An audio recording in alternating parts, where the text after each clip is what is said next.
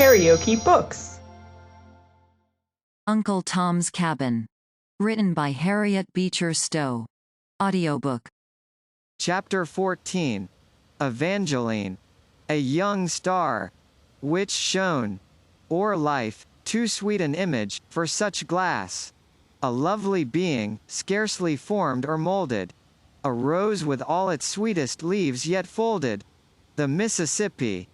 How, as by an enchanted wand, have its scenes been changed, since Chateaubriand wrote his prose poetic description of it, as a river of mighty, unbroken solitudes, rolling amid undreamed wonders of vegetable and animal existence. But as in an hour, this river of dreams and wild romance has emerged to a reality scarcely less visionary and splendid. What other river of the world bears on its bosom to the ocean the wealth and enterprise of such another country? A country whose products embrace all between the tropics and the poles. Those turbid waters, hurrying, foaming, tearing along, an apt resemblance of that headlong tide of business which is poured along its wave by a race more vehement and energetic than any the old world ever saw. Ah! Would that they did not also bear along a more fearful freight, the tears of the oppressed, the sighs of the helpless, the bitter prayers of poor, ignorant hearts to an unknown God, unknown, unseen and silent, but who will yet come out of his place to save all the poor of the earth. The slanting light of the setting sun quivers on the sea-like expanse of the river. The shivery canes, and the tall, dark cypress, hung with wreaths of dark, funereal moss, glow in the golden ray, as the heavily laden steamboat marches onward. Piled with cotton bales, from many a plantation, up over deck and sides, till she seems in the distance a square, massive block of grey, she moves heavily onward to the nearing mart. We must look some time among its crowded decks before we shall find again our humble friend Tom. High on the upper deck, in a little nook among the everywhere predominant cotton bales, at last we may find him. Partly from confidence inspired by Mr. Shelby's representations, and partly from the remarkably inoffensive and quiet character of the man, Tom had insensibly won his way far into the confidence even of such a man as Haley. At first he had watched him narrowly through the day, and never allowed him to sleep at night unfettered. But the uncomplaining patience and apparent contentment of Tom's manner led him gradually to discontinue these restraints, and for some time Tom had enjoyed a sort of parole of honor, being permitted to come and go freely where he pleased on the boat. Ever quiet and obliging, and more than ready to lend a hand in every emergency which occurred among the workmen below, he had won the good opinion of all the hands, and spent many hours in helping them with as hearty a goodwill as ever he worked on a Kentucky farm. When there seemed to be nothing for him to do, he would climb to a nook among the cotton bales of the upper deck, and busy himself in studying over his Bible, and it is there we see him now. For 100 or more miles above New Orleans, the river is higher than the surrounding country, and rolls its tremendous volume between massive levees 20 feet in height. The traveler from the deck of the steamer, as from some floating castle top, overlooks the whole country for miles and miles around. Tom, therefore, had spread out full before him, in plantation after plantation, a map of the life to which he was approaching.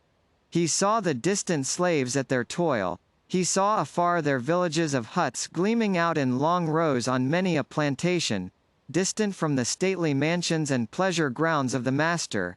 And as the moving picture passed on, his poor, foolish heart would be turning backward to the Kentucky farm, with its old shadowy beeches, to the master's house, with its wide, cool halls, and, nearby, the little cabin overgrown with the multiflora and bignonia.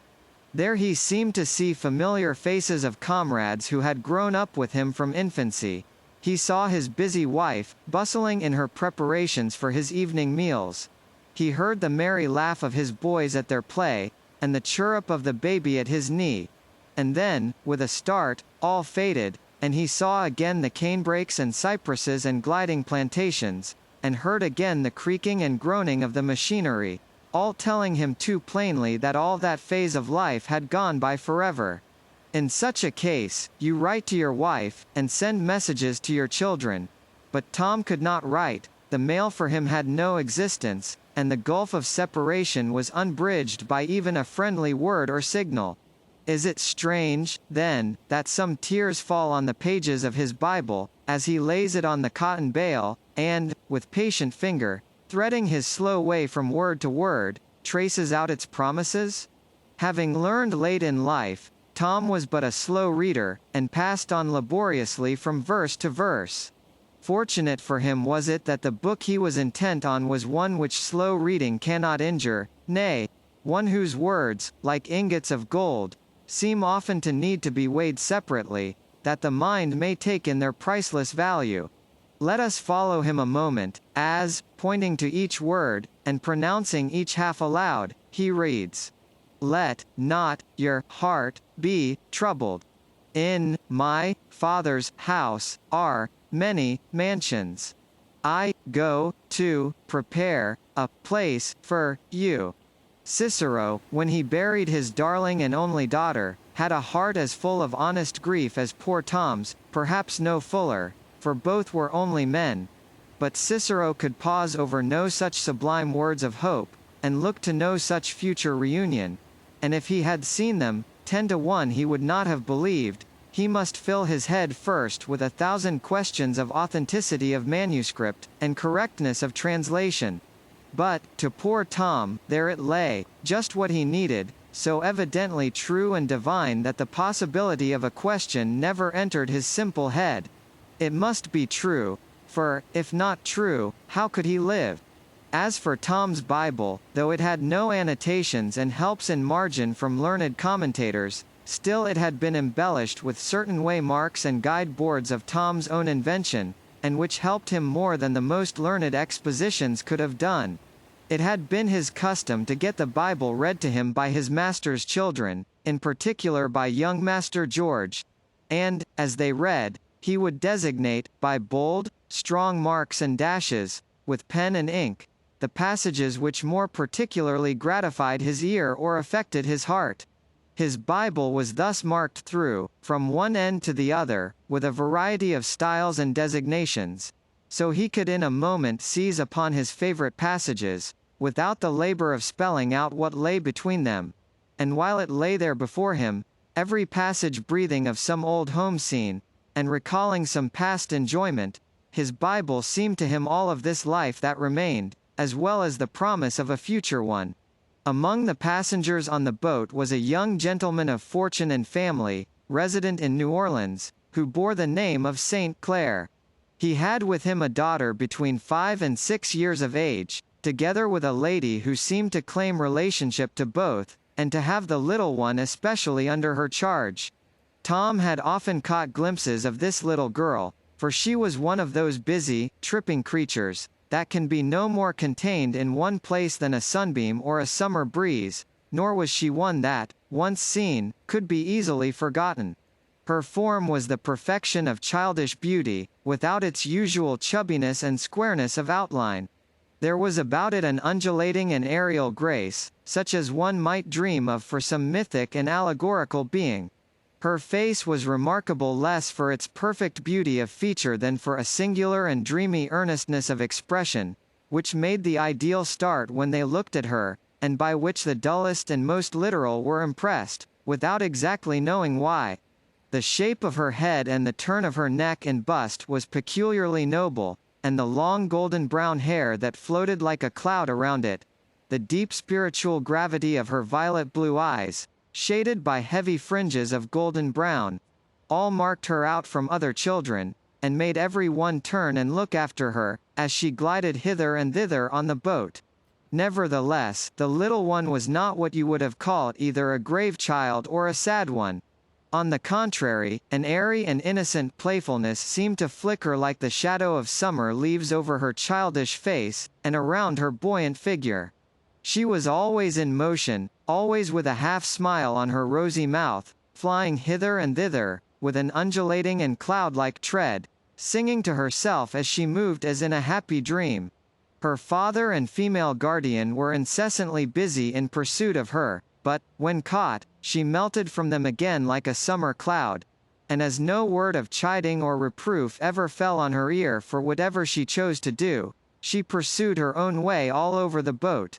Always dressed in white, she seemed to move like a shadow through all sorts of places, without contracting spot or stain, and there was not a corner or nook, above or below, where those fairy footsteps had not glided, and that visionary golden head, with its deep blue eyes, fleeted along.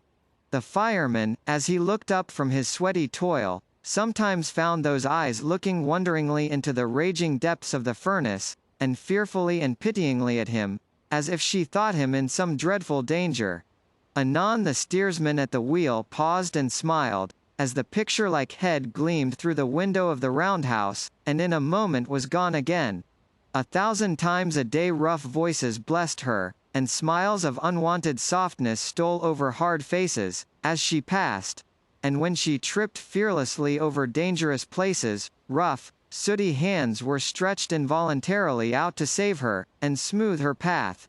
Tom, who had the soft, impressible nature of his kindly race, ever yearning toward the simple and childlike, watched the little creature with daily increasing interest. To him she seemed something almost divine, and whenever her golden head and deep blue eyes peered out upon him from behind some dusky cotton bale, or looked down upon him over some ridge of packages, he half believed that he saw one of the angels stepped out of his New Testament. Often and often she walked mournfully round the place where Haley's gang of men and women sat in their chains.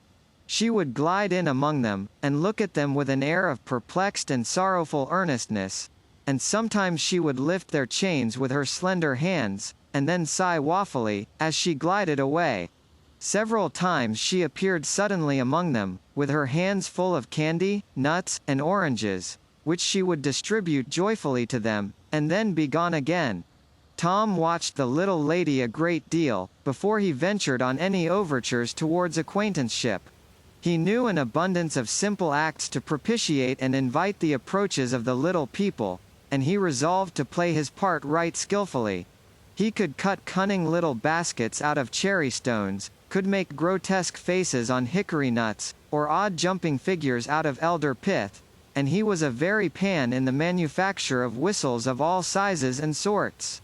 His pockets were full of miscellaneous articles of attraction, which he had hoarded in days of old for his master's children, and which he now produced, with commendable prudence and economy, one by one, as overtures for acquaintance and friendship. The little one was shy, for all her busy interest in everything going on, and it was not easy to tame her. For a while, she would perch like a canary bird on some box or package near Tom, while busy in the little arts aforenamed, and take from him, with a kind of grave bashfulness, the little articles he offered. But at last they got on quite confidential terms. "What's little missy's name?" said Tom, at last, when he thought matters were ripe to push such an inquiry. "Evangeline Street, Clare," said the little one, "though Papa and everybody else call me Eva. Now, what's your name?" "My name's Tom. The little Chillon used to call me Uncle Tom, way back thar in Kentuck. Then I mean to call you Uncle Tom, because, you see, I like you," said Eva. "So, Uncle Tom, where are you going?" "I don't know, Miss Eva." "Don't know?" said Eva. "No, I am going to be sold to somebody. I don't know who." "My papa can buy you," said Eva, quickly, "and if he buys you, you will have good times. I mean to ask him, this very day." "Thank you, my little lady," said Tom. The boat here stopped at a small landing to take in wood, and Eva, hearing her father's voice, bounded nimbly away. Tom rose up, and went forward to offer his service in wooding, and soon was busy among the hands. Eva and her father were standing together by the railings to see the boat start from the landing place.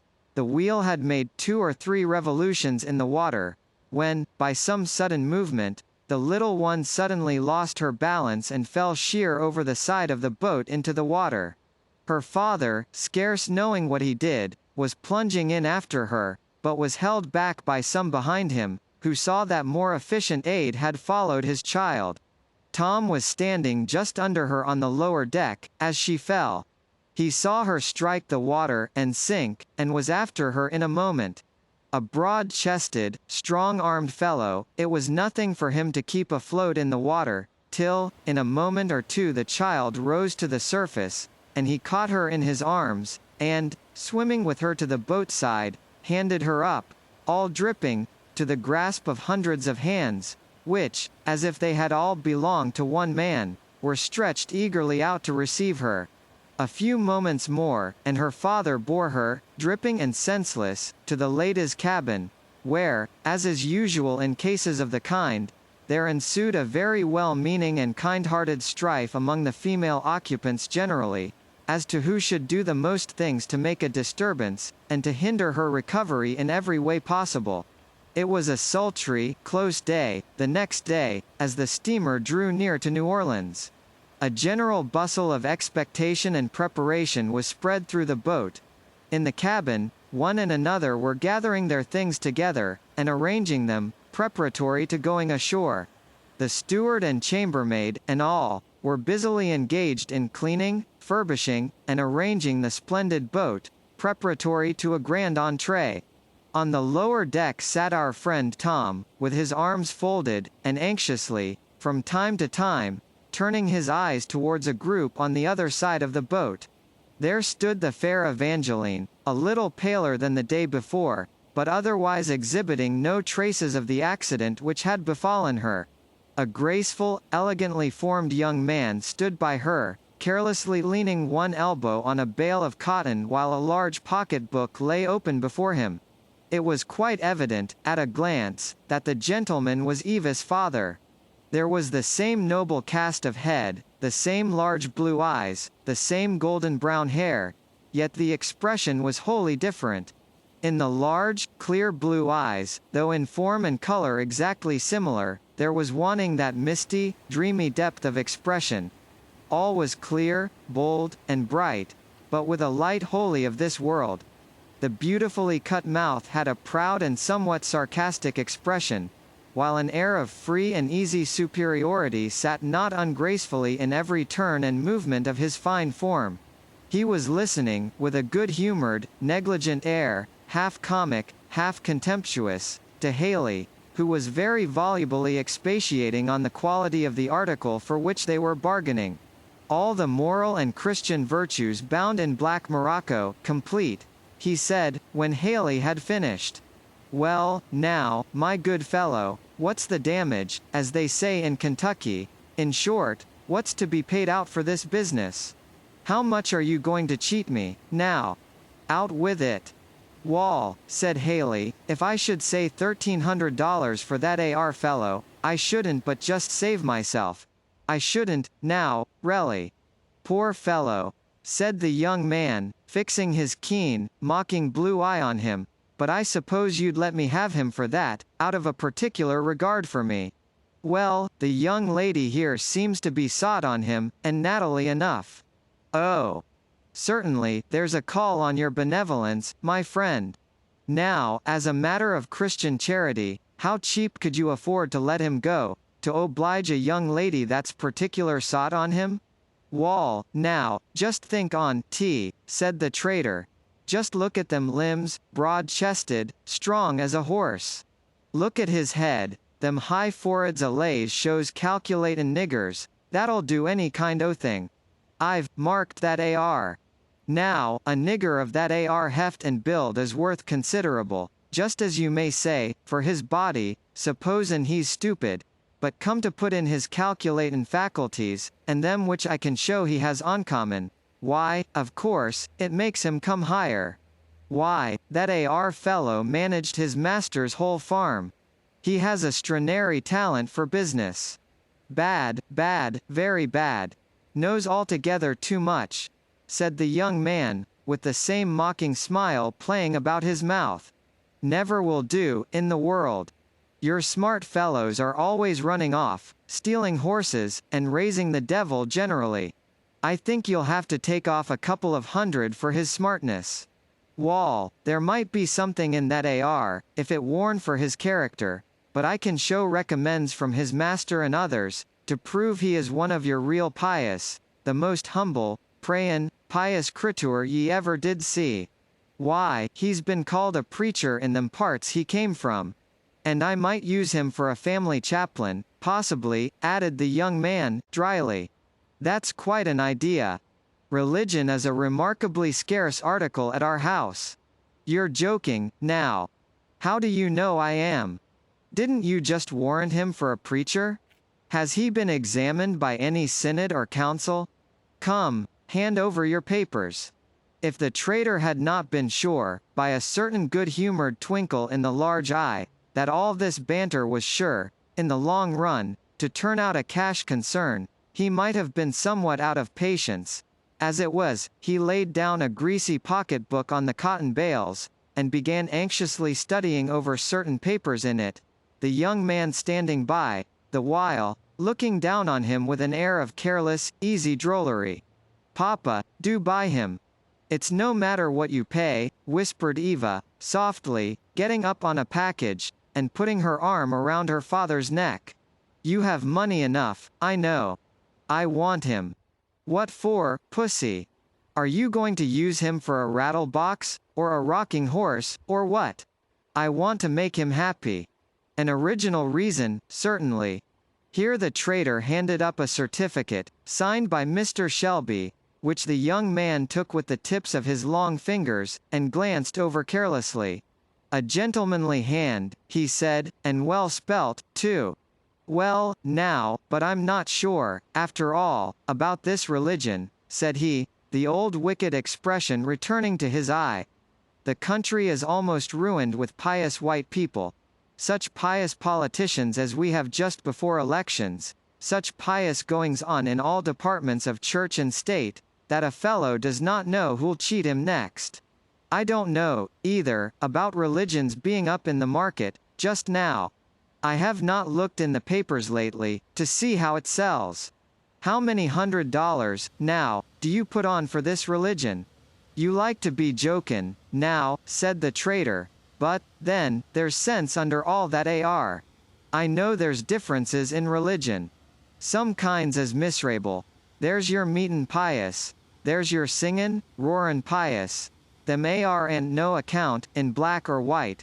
But these railly is, and I've seen it in niggers as often as any, your rail softly, quiet, stiddy, honest, pious, that the hull world couldn't tempt 'em to do nothing that they thinks is wrong. And ye see in this letter what Tom's old master says about him.